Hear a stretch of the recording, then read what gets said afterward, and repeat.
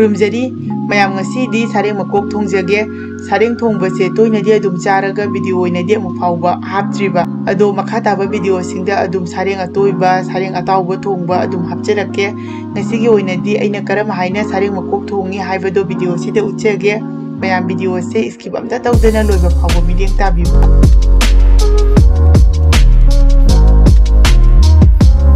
ahan beda ngasi thongdoriba sareng makok se hana semdoga sengna samthokpire ayambana mase makan namni makan haibadi ko dum sakat lawbiga hainabado aduga thongbada hapnaba machal singa sida leire sida yenam leire tilhau leire aduga sidana chana masuba tomato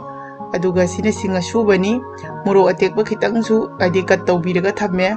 aduga sida tespata leire haribob aduga asina hingni sidana alu leire hojinga sida yang khajiktang hapirani asina yumda sijinaba maroineba khajiktang hapirani asina tragasu jira su boina hapasu yagani thum khajiktang amaga chaisanbirani asida hojik thause khajiktang amaga hapirani hojik asi phajana mix tawbirani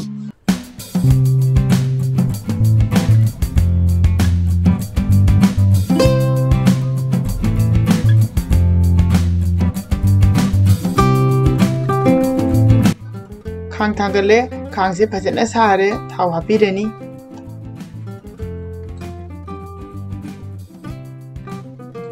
hojinga se hapchelani ado sareng sidi khidang pokhai gan bo ibani na ko thadabaga nga se sandoga adu makhum se kupshalani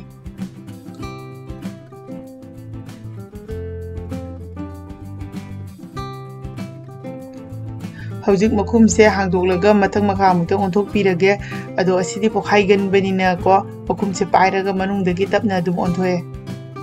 onthokpa loira matungda makhum se mukupshalaga munba phawba thabirani hojik nga se mulle aduna lokthok pirage hojik atei lehori banga sing sisu mathang mathang amung lokthok pirani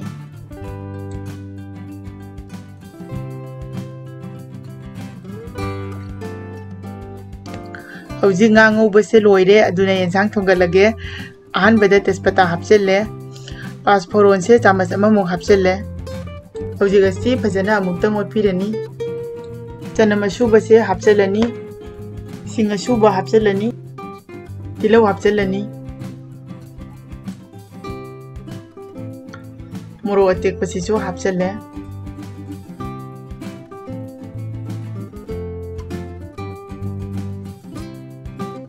hojik asida yenam hapchelani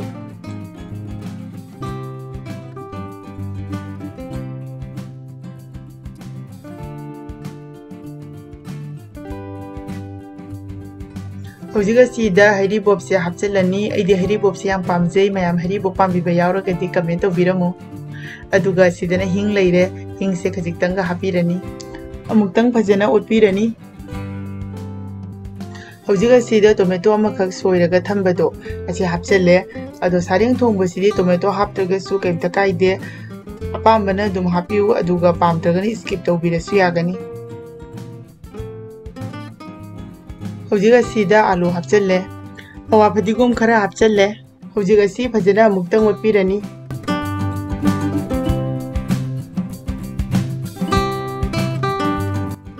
hojik asida ngasagi nga ngobdo ado matong yawba ngai ko tonghana khado thamkhare aduga sina makan ngatane ba makan singse hapchalani nga habla matungda amutang phajana otpirani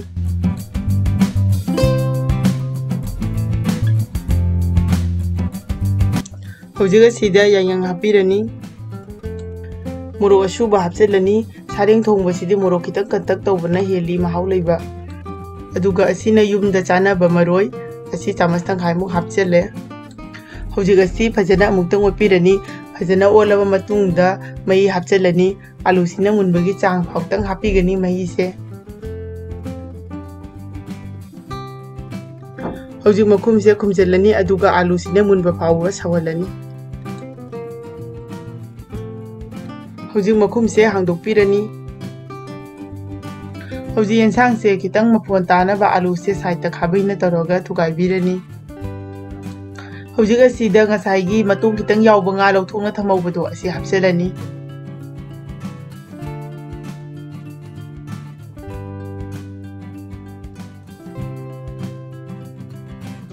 ꯃꯍꯤꯁꯦ ꯈꯤꯇꯪ ꯂꯤꯛꯇꯧ ꯃꯥꯜꯂꯤ ꯑꯗꯨꯅ ꯈꯤꯇꯪꯒ ꯑꯃꯨꯛ ꯍꯥꯞꯆꯤꯜꯂꯅꯤ꯫ ꯍꯧꯖꯤꯛ ꯑꯁꯤꯗ ꯖꯤꯔꯥꯁꯦ ꯆꯥꯃꯁ ꯇꯪꯈꯥꯏ ꯑꯃꯇꯪ ꯍꯥꯞꯄꯤꯔꯅꯤ꯫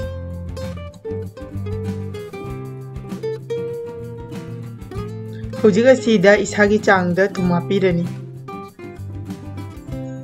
गरम मसला से चामच तंखाई अमतंग हापीरनी। गरम मसला हापसिना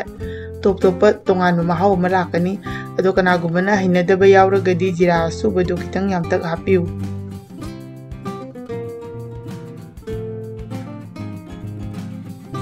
थुम हापलब मतुंगदा मईसे पिकना लेथरगा ngahaktang sawale yarani mahise thangdara matungda matomta adum nangjankhini मईसे थिंजनबिरगे। मयाम ngasiगी aigi sareng makok thongbase loire। मयामना वीडियो सिना नुंगाइबिरगदी कमेंट अमतंगदी तौबिरमु लोइनना चैनल असिबु लाइक शेयर सब्सक्राइब तौबा काउबिगनु। मयामना सेमनिंगबा मथेल लेरगसु अदुम कमेंट बॉक्स ता हाइबिरउ अई मखा ताबा वीडियो सिंगदा सोइदना अदुम सेमजरक्के। ngasiगidi matang asida loisinjरगे मथंगी वीडियो दा मुहना थेंगनरसि। Bye bye.